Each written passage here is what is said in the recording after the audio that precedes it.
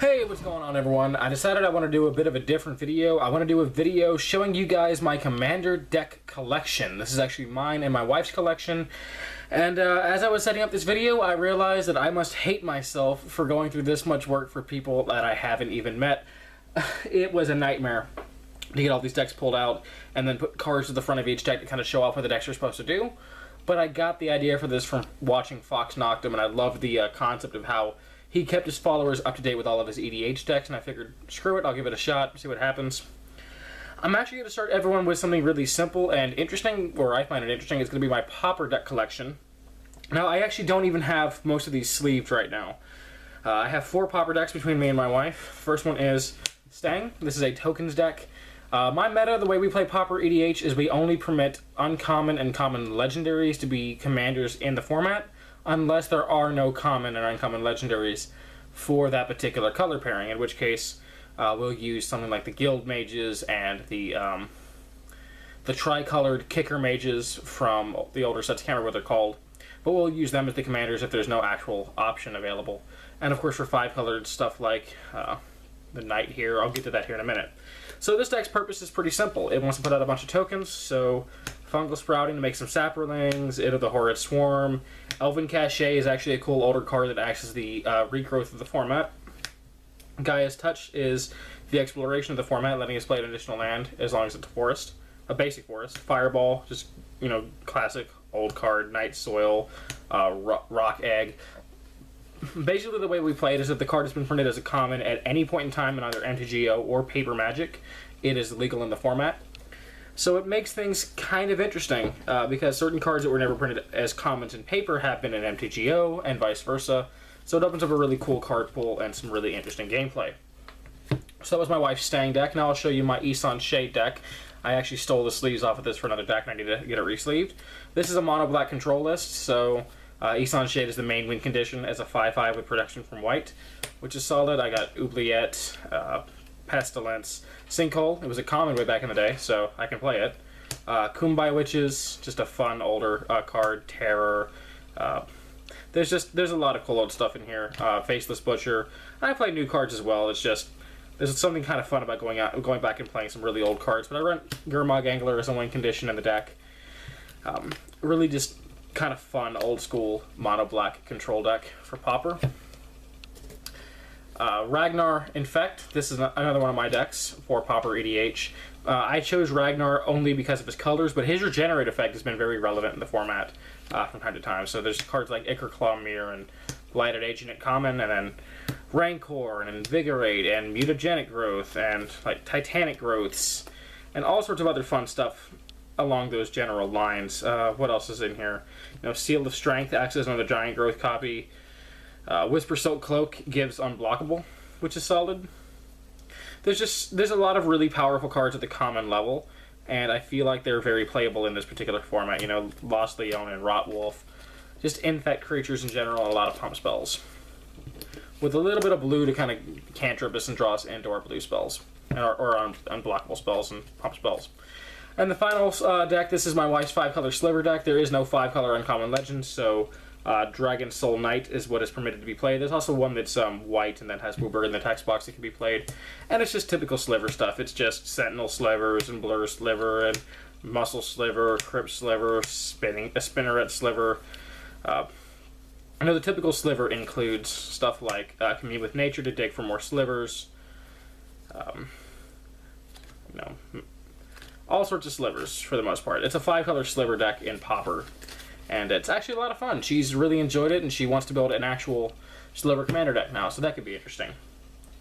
Alright, so before I move into the real Commander decks, I want to show off the un-Commander decks. There are 2 of them here. This one is mine. This is Old Buzzbark. It's actually a lot of fun. It's extremely bad, and it has won games because people kind of leave me alone to see what kind of jank the deck can pull off, and whenever it pulls it off, it's a lot of fun. So the deck only wins with As Luck Would Have It. That is my only win condition, trying to get As Luck Would Have It up to 100 counters and win the game that way. So, sort of Dungeons and Dragons and Hydra Doodle. Work a Double, there is a small contraption theme to the deck as well. Spark Fiend is funny, just a lot of text. Goblin Tutors, Quark Thumbs, Willing Test Subjects, you know, just a lot of general fun stuff in the deck, and I'm actually working on getting a real mana base for it instead of just basic lands. Infinity Elemental, because I'm in the colors for it, so why the hell not? It doesn't win often, but it has won, and it's just a lot of fun to watch it go off. And then my wife's silver bordered deck, her undeck. It is Dr. Julius Jumbomorph, and this guy is a contender. If you build this guy to actually fight in a real meta, there are some really powerful combinations, like Serpentine Crocodile. So landfall, find a basic land and put it in your hand, so you'll never miss your land drops again. Really solid. Then we have stuff like half squirrel, half rocket. Whenever a non-token creature enters the battlefield, you may destroy target non-land permanent. So we can just start killing every creature our opponents play. When they play insignificant creatures, we just blow up real threatening permanents, because that's fun. Alpha status, to give Dr. Julius +2/+2 for every creature in play, since he is every creature type. There's also Path of Ancestry, so we ascribe when we cast any creature. Gold bordered Survival of the Fittest, because this is a silver bordered deck, and it doesn't matter if I play gold bordered cards or not. And discarding an augment to go find a host and then cast the host, and you can even get that very augment back from the graveyard with the Dr. Julius trigger, is actually really solid. This deck is a hell of a lot of fun, and I would love to do a deck tech over it if you guys want to see it. That's the whole purpose of this, to let you guys kind of know what I have in case you want to see a deck tech over it, and just kind of get you guys an idea of what it is I have built. Alright, so there's a lot of different decks to go to, so let's start with another one of my wife's decks. This is her Atarka World Render Dragon Tribal deck. She wanted a Dragon Tribal deck, and she's heavily into Naya colors. It's taken a lot of effort to convince her to build anything with blue or black in it.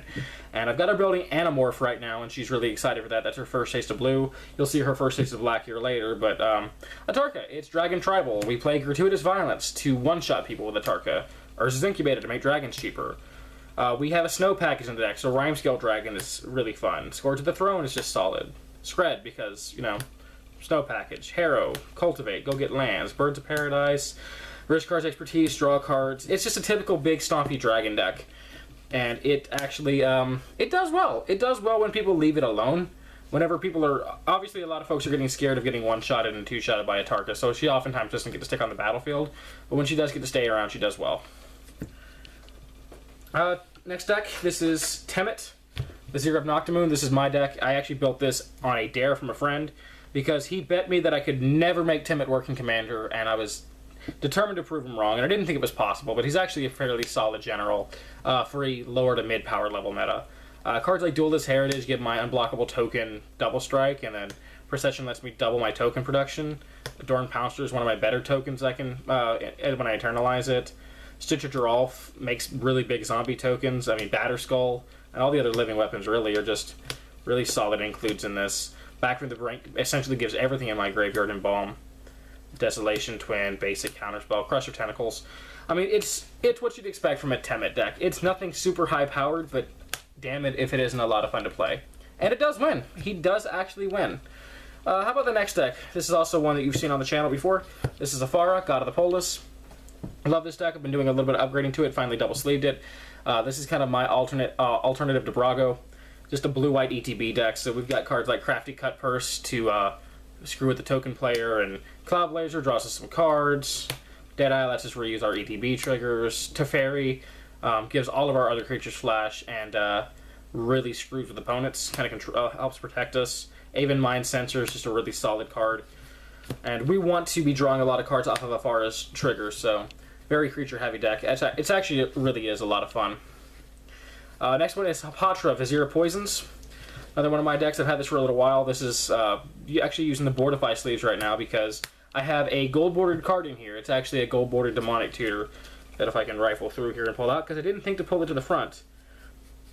It's the entire reason why I'm in Boardifies, so I could hide that ugly gold border, but it's drawn on a World Championship blank, and I just thought it was so cool, but I hate the gold borders clashing with everything, so it's in the Boardifies.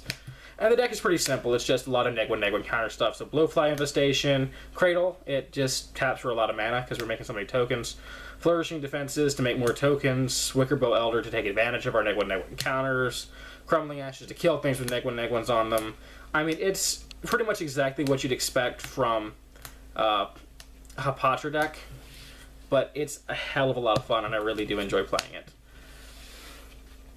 Next one is Endrixar, Master Breeder, another one of my decks. This is a mono-black aristocrat / combo deck. The main purpose of the deck is right here. Phyrexian Altar and Endless Cockroaches to go infinite, make infinite mana, and then like Zulaport, Cutthroat, or Blood Artist, or Falcon Wrath Noble, they're all three in the deck. They can kill people, or I can exsanguinate people out of the game. I can reprocess all my tokens, I can tutor for things. There's also an Ashland's Altar Nimdeath Mantle package in the deck, so that I can go infinite that way. Really fun deck, really enjoy it. I'd say it's a slightly less powerful version of Teysa, Orzhov Scion. If you picture a mono-black Teysa build, and that's exactly what she is. Next deck. This is Tygam to DC's Hand. I just recorded a deck tech for this, but it may or may not be uploaded already. One of my favorite commanders out of C17. Really solid, just a blue-black control shell. We get to play really fun stuff, like Zur's Weirding, that people don't typically see, and Sakashima to clone Tygam to get double Tygam triggers. Breathstealer's Crypt, because it's funny and barely hurts us. Psychic Possession, because we've already skipped our draw step anyways, so we might as well draw cards from opponents. Vengeful Pharaoh, because we want it in the graveyard to hurt people for attacking us. Teferi's Puzzle Box, it's the only Staxy card I really have in the deck. I don't run Omen Machine and whatnot for personal reasons, but Puzzle Box does really well because we don't have a draw step. Paradox Engine give us 2 upkeeps. You know, it's a typical control shell. It does what you expect control to do, but it's a lot of fun. I really enjoy playing it. And it's very unique. You don't usually see Dimir controlling Commander just because there haven't been a lot of decent options for it. And Tygam does well. Next deck. Okay, how about a fun one? This is Daxos the Returned. I said I was going to show you real decks, but apparently I'm going to show you a couple decks that might as well be silver bordered. This is a Curse Tribal deck. I built this completely to take advantage of curses because I wanted to live the dream of going, where is it? Here we are. Curse of Misfortunes. I'll move this out of the way. Curse of Misfortunes into Curse of Death's Hold and Overwhelming Splendor, whichever order. Use the Misfortunes to go find these 2 cards and put them on a player and just make them feel awful about playing Magic. And I've done it. I have actually done it a few times. They usually kill the Curse of Misfortunes immediately, but sometimes I have opponents that actually will counterspell their removal spells just so that way they stay cursed. It's actually a lot of fun. And it makes me play with a lot of weird cards that wouldn't ordinarily go in a Daxos deck, like Sigarda's Aid, because I can now cast my curses as though they had flash. Core Spirit Dancer draws me a card when I cast a curse. Hero of Iroas makes my curses cost 1 less. Then there's some Pillar 4 cards like Mystic Barrier, Blind Obedience, Sphere of Safety. It's just a lot of really, really jank cards. And it shouldn't win. It really shouldn't win. You know, SRAM draws me cards when I cast curses as well. Open the vaults, gives me back some curses. Koskin Falls because I need more Pillow Fort effects. And I try to jam Homelands cards in every deck I can. Darksteel Mutation, Sigil of the Empty Throne, Bitterheart Witch. It is a really bad deck, but it is so much fun. And I have won games with it. I've never earned a victory I got with it, but I have won games with it. Next deck. Okay, how about my wife's Dragon Lord Dromoka deck, soon to be Shalai, Voice of Plenty. She built this as a green-white +1/+1 counter deck, and whenever Shalai was spoiled, she was super excited to get a real general for it. It's a pretty simple deck. It's actually her 2nd ever commander deck, and it's just all about +1/+1 counters. So things like Fertilid to get lands, and Rishkar to tap for mana, Tuskguard Captain to give your creatures trample, Nissa to put counters on everything to enable the 1/1 counter effects. You know, Ridgescale Tusker, Longshot Squad, Renegade Krasis helps. It's a lot of those types of effects. Doubling Season because she wanted a Doubling Season, so she went out and got one for the deck. It's a really janky deck in a lot of ways, but it does win, and it's earned a lot of its victories. It can absolutely just overwhelm opponents with pure value. Not the strongest deck in our collection, but certainly a lot of fun and very unique. I haven't really seen anyone else build Dragon Lord Dromoka this way. Balin, the Wandering Knight, another C17 general I feel is criminally underplayed and overlooked. This guy is amazing, because you essentially play the deck as a typical mono-white Voltron list, and you cast Balin as your finisher. You know, we have equipments that give unblockable, so he gets in for that commander damage. Cards like Stoneforge Mystic to tutor for our equipments. Hammer of Nazan, there's also Sigarda's Aid to make them free to equip, or they equip automatically. There's Pure Steel Paladin in the deck for that. Sword of Feast and Famine, Sword of Light and Shadow. There's actually all of the different swords in this deck, all 5 swords of protection and value, and just, you know, a lot of the typical mono-white Voltron stuff, Scavenger Grounds, get rid of graveyard stuff. Toolcraft Exemplar is a good sword bearer. There's just a lot of the typical mono white cards you would expect in here for a Voltron list, but we play the deck almost exclusively without the general, and then we cast the general towards the end of the game, and we use him to close out the game because of his ability. And it's super solid. I've fallen in love with this deck. Absolutely fallen in love with it. That's why I went ahead and picked up the remaining swords for it. How about one of my wife's decks? This is her Hazazon Tamar deck that she really wanted me to build her, and this actually went through a couple different versions. This was initially a Marath Will of the Wild deck. It was a token-based deck, wasn't a combo deck, and she really didn't enjoy it. So we switched it to Rith, and she was honestly just kind of bad. And then we switched to Hazazon and never looked back. His trigger took a little while to explain to her, but it makes for some interesting shenanigans. And then there's fun cards like Perforos, and there's cards like Burgeoning and Exploration to help get our lands into play. Aura Shards to blow things up when creatures enter. Lovisa Cold Eyes and Knight of New Alara to pump our Sand Warriors, and this one even not this one, but this one even gives haste, so they can attack right away. There's honestly just a lot of really good cards in here. Working on getting all unglued lands for this. It's a really fun deck, and a really powerful Naya General. I feel like he's kind of overlooked. He's an old school commander, definitely an old school commander, and he feels like it when you play him. Another one of my wife's decks. How about Depala Pilot Exemplar? This was her very first commander deck, and we're working on foiling it. It is almost 100% foil. Super excited for Dominaria. It'll have already come out by the time you see this video, more than likely.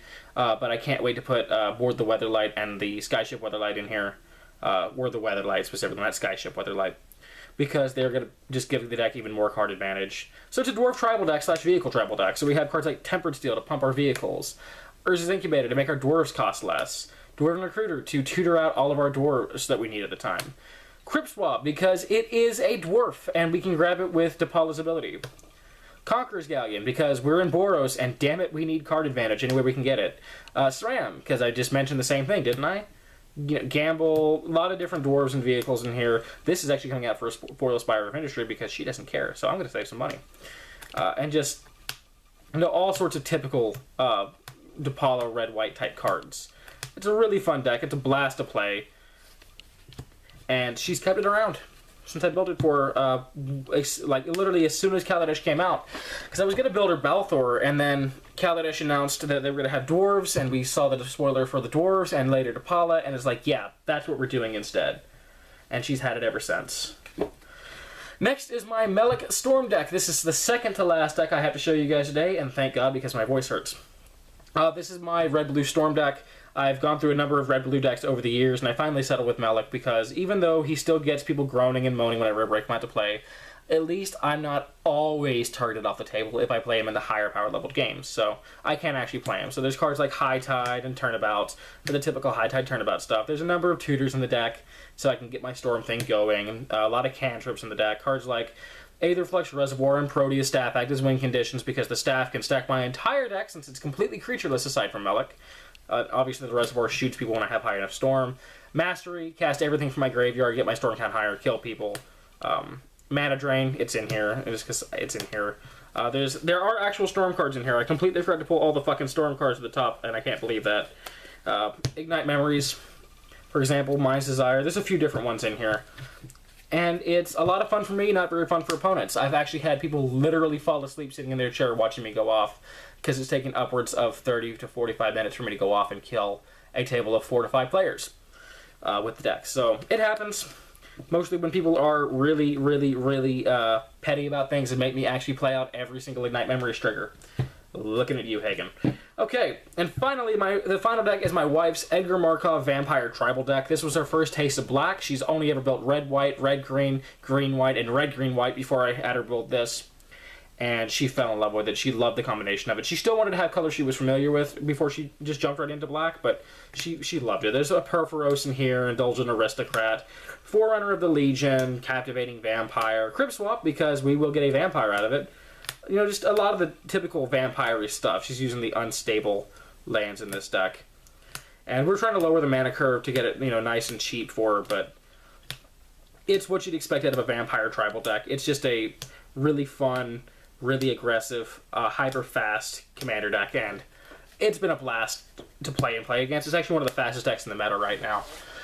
Whew! Okay, so that is my entire Commander deck collection. Let me know what you guys want to see a deck tech over, and let me know if you guys want videos as new sets come out that show you what came into the new into the decks, and also what decks we are building in the future. So I hope you enjoyed this video. Until next time, peace and take care.